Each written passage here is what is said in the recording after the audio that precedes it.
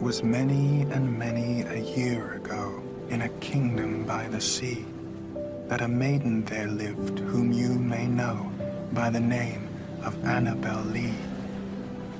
And this maiden she lived with no other thought than to love and be loved by me. I was a child, and she was a child, in this kingdom by the sea. But we loved with a love that was more than love, I and my Annabel Lee, with a love that the winged seraphs of heaven coveted her and me. And this was the reason that, long ago, in this kingdom by the sea, a wind blew out of a cloud, chilling my beautiful Annabel Lee, so that her high-born kinsman came and bore her away from me, to shut her up in a sepulchre in this kingdom by the sea. The angels, not half so happy in heaven, went envying her and me. Yes, that was the reason, as all men know, in this kingdom by the sea, that the wind came out of the cloud by night, chilling and killing my Annabel Lee. But our love, it was stronger by far than the love of those who were older than we, of many far wiser than we. And neither the angels in heaven above, nor the demons down under the sea, can ever dissever my soul from the soul of the beautiful Annabel Lee. For the moon never beams without bringing me dreams of the beautiful Annabel Lee. And the stars never rise, but I see the bright eyes of the beautiful Annabel Lee. And so, all the night tide, I lie down by the side of my darling, my life and my bride, in the sepulchre there by the sea, in her tomb by the side of the sea.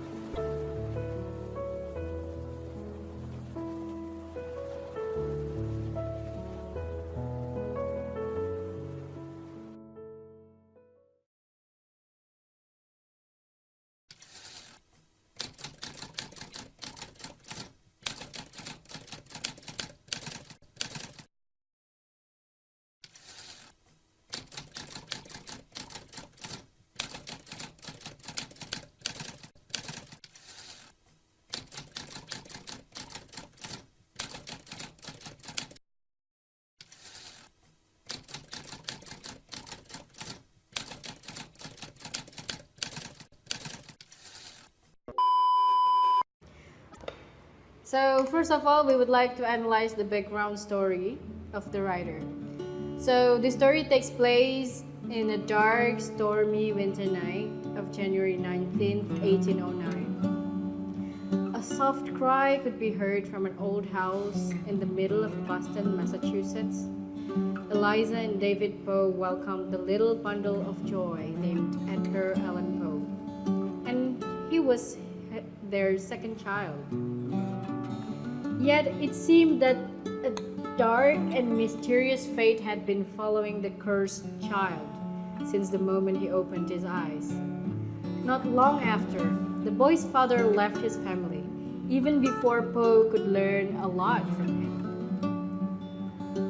Alice, Poe's mother, could not be there long enough to see her sweet child grow, as she died a year before he could blow his 4th birthday candle.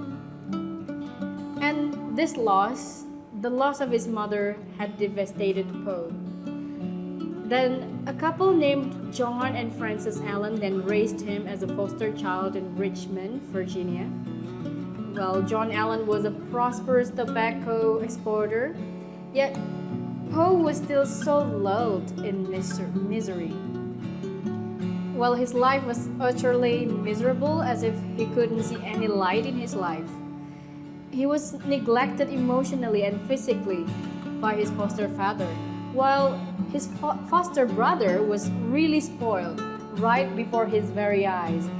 And even when Poe's uncle died, John Allan took all of the inheritance and Poe didn't benefit at all from it. What a pity, right? Poe's heart hadn't quite recovered from the loss of his mother Eliza, but fate had prepared a greater misery for little Poe.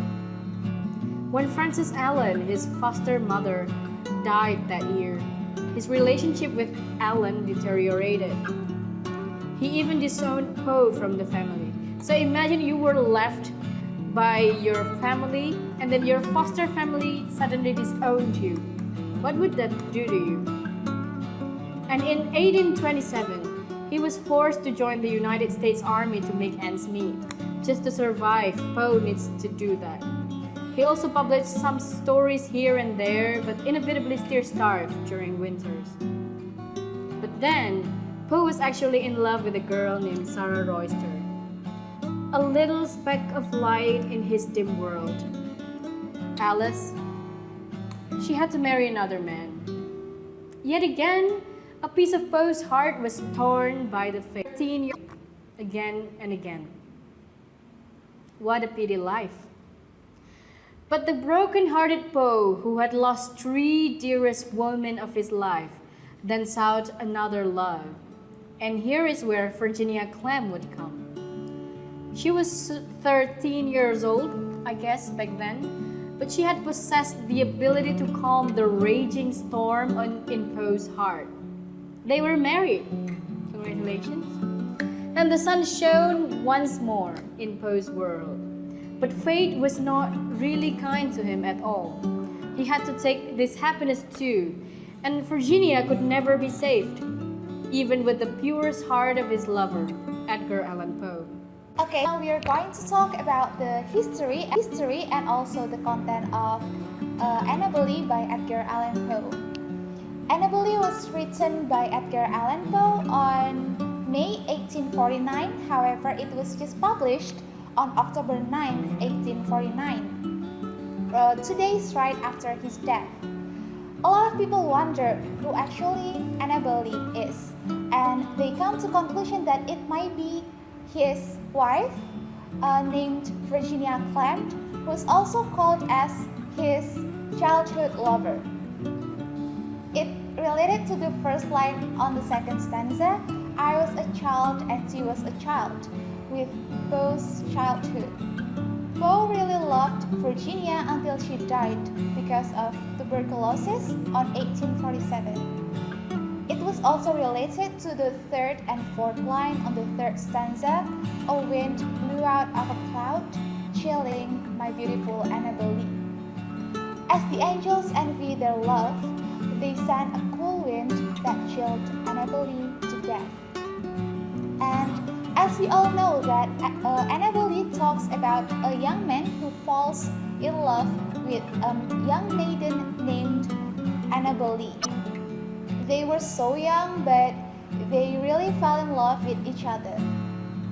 Because of that, the angels become jealous with them, so they sent a wind to chill Annabel to death. Annabel was then buried. Even though Annabel died, their love was still stronger, even to the people who were older and wiser than themselves. He believed that the strength of their love could not separate their souls. Since then, the young men were always dreaming about his sweet, sweet Annabel. Alright, next we are going to talk about the structure of this poem. Well, the structure of this poem, Annabel Lee, is actually similar to a ballad because it has 6 stanzas. Well, a ballad is a type of poetry that is already shortened and has only short stanzas. On the poem Annabel Lee, Poe repeated some words to build the meaning on the reader's mind. The example of the words that are frequently repeated here is the name of Annabel Lee herself. So this word is unique as it focuses on the letter L, just like many of Poe's works that are focusing on the letter L, like Ligeia and many others. So there are other words that are repeated here as well, just like the place of the kingdom by the sea. And the kingdom by the sea is repeated many times, and it is kind of like a tool to build the dramatic feeling inside this poem. The poem also had an iambic structure where it has many similar rhythms. Okay, so despite of the structure, which is actually really similar to a ballad, but not exactly a ballad, we can still enjoy the beautiful poem, which was actually the last poem written by Edgar Allan Poe before his death. Alright. Well, for the next topic, we are going to talk about the theme of this poem. There are 5 recurring themes of this poetry. For the first is about love, the second is about family, the third is about mortality, the fourth is about supernatural, and the last is about the man and the natural world. Well, go to the first topic. The first topic is about love. Why it's about love? Love is definitely the theme of Annabel.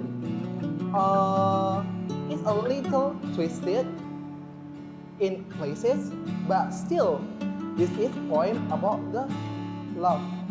The foundation is about a guy who loves a girl and refuses to quit loving her. The cool thing about this theme is that the poem doesn't stick to the sunny side of love. It digs deep into the dangerous part of these emotions. The way love can trap you, torment you, and leave you sad and lonely. Love has made this guy who he is, but it's also clear that it has ruined his life. Well, for topic is about mortality. Why it's about mortality? Well, if love is the main theme in Annabel, then mortality definitely comes second. The writer are definitely obsessed in how and why the Annabel is died. He wants who can be blamed for it. At the same time, the theme of death and love are tied together. The poem forces us to ask whether death is the end and has the power to kill love, or whether, in fact, love can triumph and continue after death. Further theme is about family. Well, this theme doesn't come up nearly as often as death and love, but it's a really neat and important part of Annabel. Actually, this poem isn't a long poem, but Poe managed to weave all kinds of different themes into it. In this case, he gives us just a hint that Annabel's family doesn't think much of him and wants to tear the young lovers apart.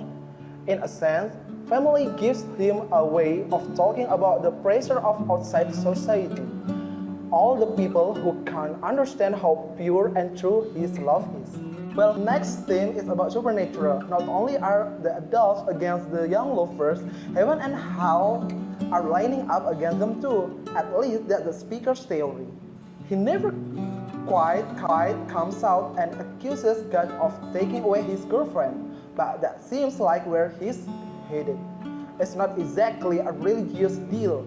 He just seems like a paranoid guy who thinks the whole universe, even the part he can't see, is ganging up against him. When tragedy strikes, it's not uncommon for people to ask big angry questions about heaven and earth. Well, for the last theme is about man and the natural world. Well, even with all of these big questions on our plate, we cannot forget the importance of nature in Annabel. It's not something the speaker makes a big deal, but nature is everywhere in this poem. The sea is example, but we also hear about the wind and the clouds and the stars and the moon. So the next is symbolism. The first symbolism is the sea. The sea in this poem is a very important symbolism, and in my mind, ocean is really huge and cold. It's a nice reflection of the emptiness and isolation that the man felt once he lost the love of his life. It portrays depression, loneliness, and even the anxiety because of desperation. And because the sea is so huge, it acts as the separating between the man and his lover, yet the sea could not. And the second symbolism is Annabel. We know that this poem tells about a maiden named Annabel.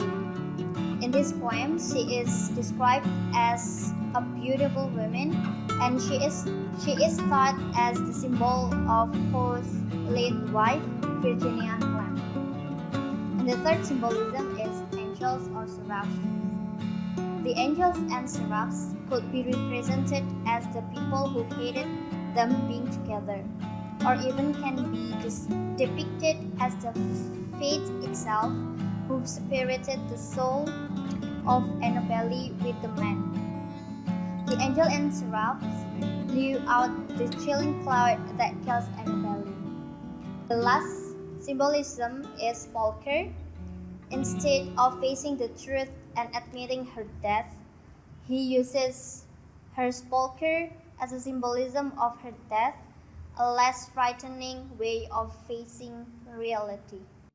And now, we want to show you our analysis about the figurative language that used in this poem. There are some figurative language that used in this poem, and the first one we want to show you is hyperbole or exaggerations. The hyperbole is used in line, and this maiden, she lived with no other thought than to love and be loved by me. That line means like human doesn't need anything about love, as we know that in human life we need anything else to survive, like eating or sleeping, but that line shows like love is everything in a human's life. And the second is, and neither the angels in heaven above, nor the demons down under the sea can ever dissever my soul from the soul of the beautiful Annabel Lee. That line means even the angel and demon cannot separate their love and soul. It is obviously exaggeration, because there are a lot of things that can separate their love, like the example, death. The next figurative language is euphemism. The euphemism used in this line so that her high-born kinsman came and bore her away from me. That line tells about Annabel's death, but the words used are not direct, so it will have a deeper meaning and more vivid image. The next figurative language is simile. The simile is used in line, but our love, it was stronger by far than the love of those who were older than we, of many far wiser than we. It is comparing that love is more than a usual love. Then the next is metaphor. Metaphor is used in a line, the angels, not half so heavy in heaven, when envying her and me. It refers to the angels in heaven that envy their love. The jealousy of the angel is the representative of how strong their love is. And the next language is personification. Personification is used in line that the wind came out of the cloud by night, chilling and killing my Annabel Lee. As we know that wind cannot kill a person, so it's a real personification. The next example of personification is, for the moon never beams without bringing me dreams of the beautiful Annabel Lee, and the stars never rise, but I feel the bright eyes of the beautiful Annabel Lee. As we know that moon and stars are not living things, so they cannot beams or rise by themselves. And the whole figurative language used in this poem aims to evoke the reader's imagination and feelings. That's all from the figurative language part.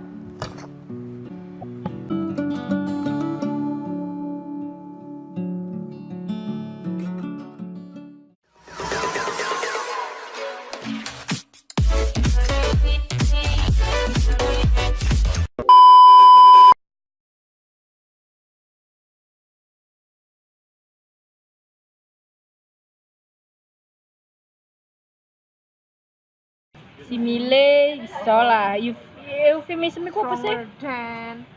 Annabel is dead. Yeah, man. I can say that. Ya, habis ini kita bisa ngedit-ngedit video buat vlog.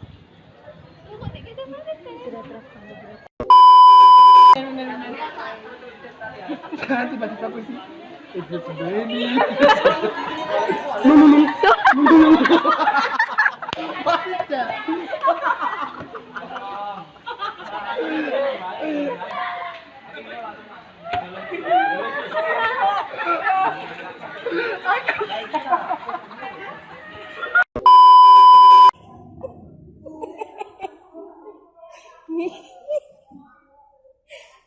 What's your?